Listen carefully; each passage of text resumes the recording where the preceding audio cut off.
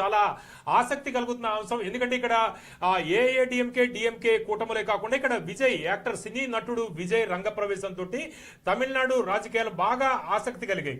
4 దశాబ్దాల తమిళనాడు రాజకీయాల్లో 4 decades Tamil Nadu politics లో ఏ పార్టీ కూడా మళ్ళీ రిపీట్ అధికారంలోకి రాలేదు. 2016లో జయలలిత రెండోసారి అధికారంలోకి వచ్చారు.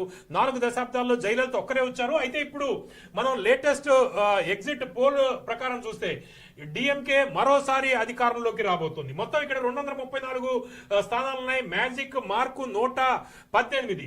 డిఎంకే కూటమి 134 to 141, ఏఐఏడిఎంకే 84 to 90. టీవీకే అంటే యాక్టర్ విజయ్ పార్టీ టీవీకే కేవలం 4 to 8 స్థానాలు మాత్రమే రాబోతోంది. ఎన్టీకే 1, అదర్స్ ఏమీ లేదు. అయితే ఇక్కడ పర్సంటేజ్ ఒకసారి తీసుకుందాం. Projection of vote share DMK 40 to 41% డిఎంకేకి రాబోతున్నాయి. డిఎంకే కూటమికి రాబోతున్నాయి. అందులో కాంగ్రెస్ కూడా ఉంది. AIADMK 37 to 38%, TVK 15 to 16% vote share రాబోతుంది. అయితే సీట్లు మాత్రం కేవలం 4 to 8 సీట్స్ రాబోతున్నాయి. ఎన్టీకే 5 to 6%, అదర్స్ 3 to 4%. అయితే విజయ్ కింగ్ అవుతాడా, కింగ్ మేకర్ అవుతాడా అనేది చాలా మంది అనుకున్నారు. చాలా మంది విశ్లేషణ కూడా చేశారు. అయితే ఇక్కడ ఎగ్జిట్ పోల్స్ ఇతను విజయ్ ఇక్కడ కింగ్ అయ్యే పరిస్థితి లేదు, కింగ్ మేకరు అయ్యే పరిస్థితి లేదు. డిఎంకే మరోసారి అధికారంలోకి రాబోతోంది అనేది ఎగ్జిట్ పోల్ చెబుతోంది. సార్ మీరేమంటారు? విజయ్ ఏదైనా ప్రభావం చూపిస్తాడని మీరు అనుకున్నారా? ఈ ఫలితాల మీద మీ అభిప్రాయం ఏంటి? నేను ముందే చెప్పాను, చాలా మటుకు విజయ్ ఇన్ఫ్లుయెన్స్ క్రియేట్ చేయలేరు. అది కూడా ఫస్ట్ టైం పార్టీ. ఈ 16% కూడా నాకు చాలా ఎక్కువగా అనిపిస్తుంది.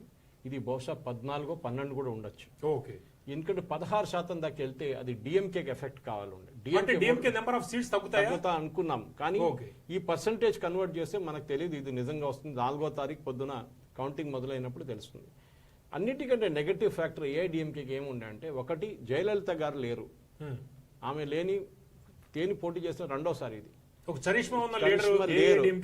Palaniswami is not a charismatic leader, let us be very clear. Annamalai ఆయనకన్నా కరిస్మాటిక్, కానీ ఆయన తీసి పక్కన పెట్టేశారు బీజేపీ. ఎందుకంటే పళనిస్వామి ఇన్సిస్ట్ చేశారు, ఆయన ఉంటే నేను పొత్తు పెట్టుకోను అని చెప్పేసి. బీజేపీ చేసిన పెద్ద తప్పు తమిళనాడులో. ఎందుకంటే మీరు అన్నామలైని పక్కన పెట్టడం కూడా ఒక చాలా పెద్ద తప్పు. ఎందుకంటే మీరు చూస్తున్నారు, ఈ 15 to 16% ఇక్కడ ఉన్న చూడండి, ఇదే అన్నామలై తీసుకొచ్చారు బీజేపీ కోసం. ఇక్కడ తీసుకొచ్చిన వీళ్ళు ఏం చేశారు? ఏఐడిఎంకే కొత్తగా ఏం చేయలేదు కదా, మ్యాజిక్ షో ఇదే చేస్తున్నాం. సో బీజేపీకి దీంట్లో ఏఐడిఎంకే కౌంట్ లో నా అంచనా ప్రకారం 2, 3, 4 స్థానాలే వస్తాయి అంతే. Right, okay. ఇది అన్నామలై గారికి అప్పగించుంటే ఇప్పుడు కాకుంటే ఒక 10 సంవత్సరాల తర్వాత బీజేపీ ఒక క్రెడిబుల్ ఆల్టర్నేటివ్ గా పెరుగుతుండే. అంటే బీజేపీ చేసిన పెద్ద పొరపాటు అన్నామలైని దూరం పెట్టడం. అంటే ఈపీఎస్ బెదిరింపులకి తలొక్కడమే అంటారా మీరు? అది అంటే కరెక్ట్. ఎందుకంటే ఆయన లేనిపోయిన హైప్ క్రియేట్ చేశారు. నేను అది చేయబోతున్నాను, ఇది చేయబోతున్నాను. ఎండ్ ఆఫ్ ద డే ఏఐడిఎంకేలో ఉన్న చాలా మటుకు వాళ్ళకి వస్తున్న ఓట్లు లైక్ డిఎంకే లాగా, కానీ వాళ్ళ కమ్యూనిటీ వైపు నుంచి వస్తుంది. అక్కడ మన దగ్గర ఆంధ్ర తెలంగాణలో తక్కువ అనుకోండి, ఆంధ్రాలో ఉంది, బీహార్లో ఉంది. క్యాస్ట్ కమ్యూనిటీ ఫీలింగ్ చాలా ఎక్కువ. ఓకే, ఇక్కడ మన దగ్గర కూడా ఉందనుకోండి. అట్లాంటి క్యాస్ట్ కమ్యూనిటీ ఫీలింగ్ లోనే డిఎంకే ఏఐడిఎంకే ఓట్లు స్ప్లిట్ అవుతుంది. కానీ అన్నామలై ఏం చేశారంటే ఒక కాడర్ బేస్ పార్టీని బిల్డప్ చేశారు ఆయన. ఆ కాడర్ బేస్ పార్టీని వీళ్ళు ఉంచోలేకపోయారు. అది చాలా పెద్ద ప్రాబ్లం క్రియేట్ అయింది వీళ్ళకి. డెఫినెట్ గా ఏఐడిఎంకేకి ఇప్పుడున్న ఈ పరిస్థితిలో ఇంప్రూవ్ చేయడానికి ఇంకా కాదు. ఒకటి ఓపీఎస్ గారిని పంపించేశారు, దాంతో పెద్ద ఇమేజ్ వాళ్ళు డ్యామేజ్ అయింది. వాళ్ళ నడుమిట్లో కొట్టుకుంటున్నారు. వాళ్ళకి ఒక ఏం చెప్తారు, స్టాలిన్ ని ఎదుర్కోవడానికి వాళ్ళ దగ్గర అట్లాంటి ఒక లీడర్ లేరు. పళనిస్వామి అనుకుంటారు ఆయనే లీడర్ అనుకుంటారు, కాదు. దానికోసం జయలలిత ఆయన ఎప్పుడు ముఖ్యమంత్రి చేయలేదు, మీరు గుర్తుపెట్టుకోండి. పన్నీర్సెల్వం గారిని 2 సార్లు ముఖ్యమంత్రి చేస్తారు, స్టాండ్ బై ముఖ్యమంత్రి. ఇది పెద్ద లెసన్. ఆమెకు తెలుసు ఎవరు ఓట్లు తీసుకురాగలరు. ఎప్పుడు మీరు పెద్ద ఏం చెప్తారు, పెద్ద కరిస్మా చూపించక్కర్లేదు. ఒక్కొక్కసారి మీరు క్వైట్ గా ఉన్న మనిషి కూడా గెలవచ్చు. కానీ అన్నామలైని పక్కన పెట్టింది. ఈవెన్ మన దగ్గర సర్వే చేసిన వాళ్ళు కూడా మాట్లాడారంట చాలా మంది. వాళ్ళందరూ అదే అన్నారు, అన్నామలై కాడర్ని బిల్డప్ చేశారు, సంవత్సరం పాటు తిరిగారు ఆయన. అది బీజేపీ చేసే తప్పు. ఎందుకు చేశారో అర్థం కావట్లేదు. మేబీ వాళ్ళు అనుకున్నారు పళనిస్వామి ఉంటారు, ఈపీఎస్ ఉంటారు అనుకో. పళనిస్వామి గారు వెళ్ళిపోయారు, ఈయన ఉన్నారు ఎడ్లపడి, కానీ ఆయన ఓట్లు తీసుకురాలేకపోతున్నారు. దీని తర్వాత బహుశా ఏఐడిఎంకే కూడా స్ప్లిట్ కావచ్చు ఇంకా. ఎందుకంటే శశికళ ఆల్రెడీ ఉంది, ఇప్పుడు కొత్త పార్టీ పెట్టుకుందామే. కానీ విజయ్ సంగతి ఆలోచించండి. విజయ్ చేసిన ఈ తప్పు. ఇన్ఫాక్ట్ మన సర్వే చేసిన వాళ్ళతో నేను మాట్లాడాను కూడా. వాళ్ళేమన్నారంటే విజయ్ వీళ్ళతో ఏఐడిఎంకే పొత్తు పెట్టుకుంటే 190 స్థానాలు వస్తుండే అంట.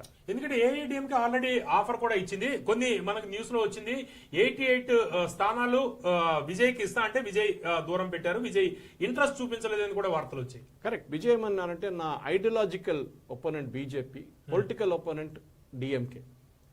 అది తప్పు. ఆయన ఏం చెప్తారు, ఒక ఆరా క్రియేట్ చేసుకుని నన్ను చూడడానికి 4 లక్షల మంది వస్తున్నారు, 2 లక్షల మంది వస్తున్నారు, అందరు నాకు ఓటేస్తారు అనుకుంటున్నారు. అంటే పవన్ కళ్యాణ్ మొదట్లో చేసిన పొరపాటు అదే కరెక్ట్ చెప్తున్నారు మీరు. పవన్ కళ్యాణ్ ఫస్ట్ క్రియేట్ చేసిన, ఫస్ట్ టైం వచ్చినట్టు చేసిన అదే తప్పు. అది చూసుకోవడం నేర్చుకోలేకపోయాడు. లేదు, అంతే వాళ్ళ అరెగెన్స్ ఉంటుంది వీళ్ళకి. ఓకే, నేనే పెద్ద లీడర్ వీడేవాడు అని చెప్పేసి. అంటే విజయ్ గురించి ఒకసారి మనం చూద్దాము. విజయ్ కి సంబంధించి కూడా అక్కడ ఎగ్జిట్ పోల్ జరిగింది. సినీ నటుడు టీవీకే అధినేత విజయ్ 2 స్థానాల్లో పోటీ చేస్తున్నారు. పెరంబూర్ నుంచి గెలిచే అవకాశాలు ఉండగా ఈస్ట్ తిరుచిరాపల్లిలో వెనకబడినట్టు సర్వేలు చెబుతాయి. అంటే 2 నియోజకవర్గాల్లో ఒక నియోజకవర్గంలో ఓడిపోతాడని ఎగ్జిట్ పోల్ చెబుతుంది. అయితే 2వ స్థానంలో ఏమిటి ఉంటుంది అనేది కూడా మనం చెప్పలేం. విజయ్ పరిస్థితి అక్కడ, విజయ్ 2 నియోజకవర్గాల్లో గెలిచే పరిస్థితి. విజయ్ నేర్చుకోవాలి, దీని తర్వాత ఆయన ఒక లెసన్ నేర్చుకోవాలి. కానీ చాలా లేట్ అయిపోయింది ఆయనకి. ఎందుకంటే ఆయన క్రియేట్ చేసిన ఒక డ్రామా, ఓకే, అది పనికి రాలేదు. అది పడిపోయింది, రోడ్ సైడ్ లను పక్కన పడిపోయింది. ఇంకా పవన్ కళ్యాణ్ గారు నేర్చుకున్నట్లనే ఒక పొత్తు పెట్టుకొని cadre base party, cadre buildup చేయాలని టైం తీసుకుంటుంది. డబ్బులు ఉంటే కాడర్ కారదు. అది ఉంటుండే కాంగ్రెస్ కి ఎప్పుడో కాడర్ ఉంటుండే. కాడర్ అంటే మీ ద్వారా పనిచేసేటోళ్ళు ఉండాలి, డబ్బుల కోసం కాదు. అది చాలా ఇంపార్టెంట్. అది విజయ్ నేర్చుకోలేదు. అది లెసన్ వీళ్ళకు ఉంది. అది తమిళ్ పాలిటిక్స్ లో ఫిలిం స్టార్స్ కున్న మేజర్ తప్పు ఇది. ఎంజీఆర్ గారు కూడా ఫస్ట్ వచ్చినప్పుడు చేశారు, కానీ ఆయన ఇమ్మీడియట్ కరెక్ట్ చేసుకున్నారు దాన్ని. జయలలితని ఆయన బిల్డప్ చేసి తీసుకొచ్చారు చాలా సంవత్సరాల నుంచి.